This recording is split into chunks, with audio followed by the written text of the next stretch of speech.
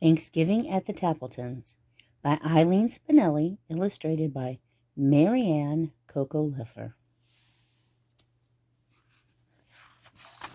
Thanksgiving at the Tappletons.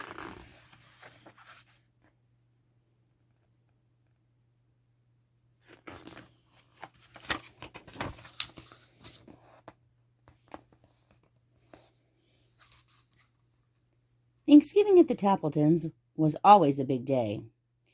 Thanksgiving at the Tappletons meant, of course, the Tappleton family. Mr. Tappleton, Mrs. Tappleton, Jenny Tappleton, Kenny Tappleton, and Grandmother and Father Tappleton, and Aunt Hedda and Uncle Fritz, and most certainly, of course, the turkey and the trimmings. It was still dark outside when Mrs. Tappleton lit the oven and took the big turkey out of the refrigerator. Just then, someone knocked at the kitchen door. It was Mike, the mailman. "Good morning, Mrs. Tappleton. I thought you might like some eggnog for the holiday." As Mrs. Tappleton reached for the eggnog, the turkey slipped from under her arm. Now, on a warmer day, this might not have been a problem, but this Thanksgiving Day was quite cold, and the step was covered in ice. Before she or Mike could even think, the turkey had slithered into the yard. "Get it!" shouted Mrs. Tappleton. Mike reached out, but the turkey skidded past him, through the gate and into the street. "Hurry!" screamed Mrs. Tappleton. "Stop that turkey!"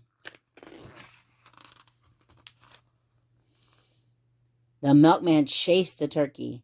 Mrs. Tappleton chased the milkman, and the turkey slid down the hill into the pond. Plop! Splash! It bubbled out of sight. When Mr. Tappleton came down to breakfast, he took a long sniff. "I don't smell turkey," he said to his wife. "Of course you don't smell turkey," she replied. "You have a cold." "I don't have a cold," he insisted. Mrs. Tappleton shook some pepper in the air. Her husband sneezed. "Achoo!" "See," she said, "you do have a cold."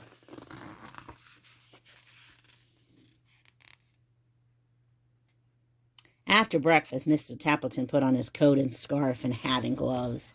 "I'm going to the bakery to buy our pies." Mrs. Tappleton handed him boots. "Wear these," she said. "I know for a fact it's quite slippery out today." Sim's the bakery was so crowded, the line reached out onto the sidewalk. Mr. Tappleton hated to wait in long lines, so he went to the diner for a cup of coffee.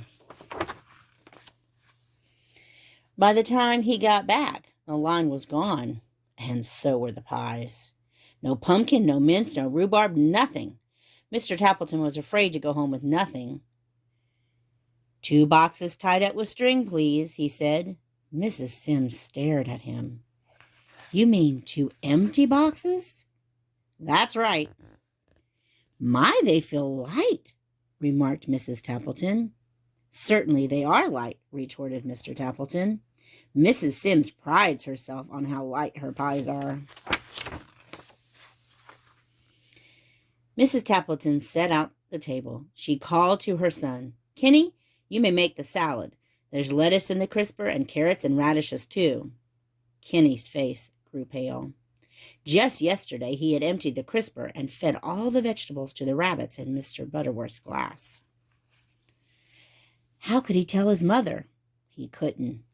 So he covered the empty salad bowl with aluminum foil and stuck it in the back of the refrigerator.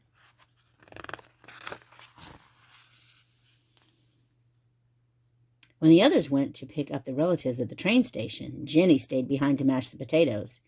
Every year this was her job. She loved it.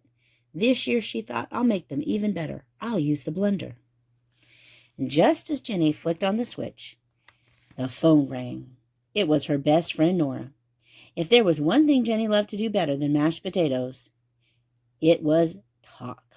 Jenny talked and talked to Nora, and she might still be talking today had not a wet glump of something hit her on the back of the head. She turned to see what it was. Splat! Another glump hit her in the face. The blender was going wild, and mashed potatoes were flying everywhere. Without even saying goodbye to Nora, Jenny hung up the phone, scrubbed her face, and wiped mashed potatoes from nearly everything in the kitchen. She finished just as the others came back. Uncle Fritz patted his stomach. "I'm hungry," he said. Grandfather Tappleton laughed. "I'm as hungry as an elephant." Everyone sat down at the table. It was a Tappleton tradition for Grandmother to say the Thanksgiving prayer. "As soon as the turkey is ready," she smiled. "I'm as hungry as 2 elephants," said Grandfather. Mr. Tappleton went to the oven. "I'll carve the turkey now." He opened the oven door.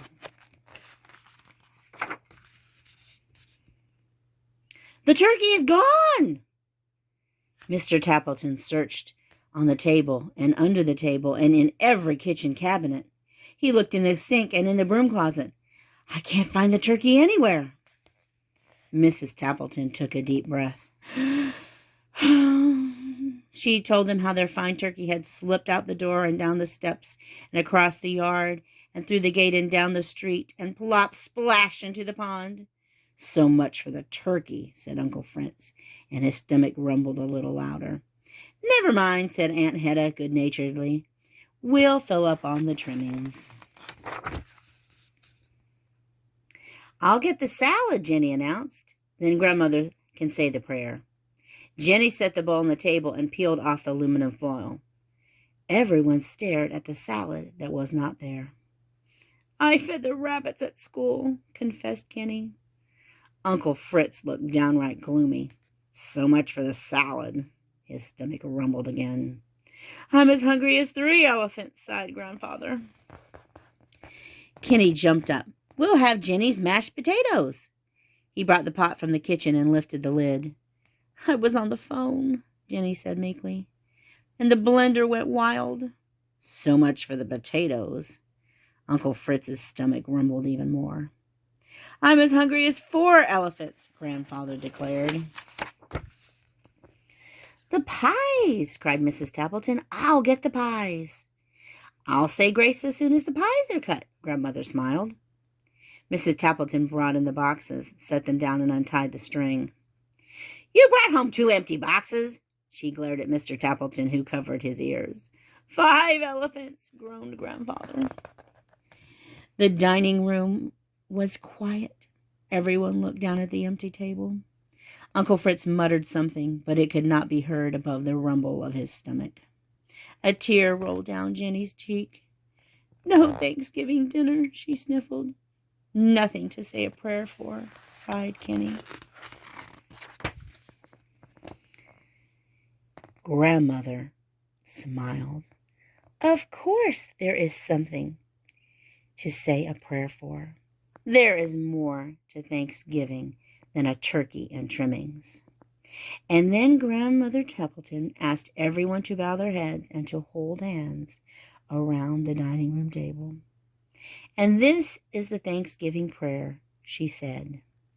"Turkeys come and turkeys go, and trimmings can be lost, we know. But we're together, that's what matters, not what's served upon the platters. Amen." "That was a wonderful prayer," said Aunt Hedda. Mrs. Tappleton jumped up. "We have liverwurst and cheese in the refrigerator." "I'll help fix the sandwiches," offered Mr. Tappleton. Jenny wiped her tear away. "I'll get the pickles." Kenny laughed. "I'll open a jar of applesauce for dessert."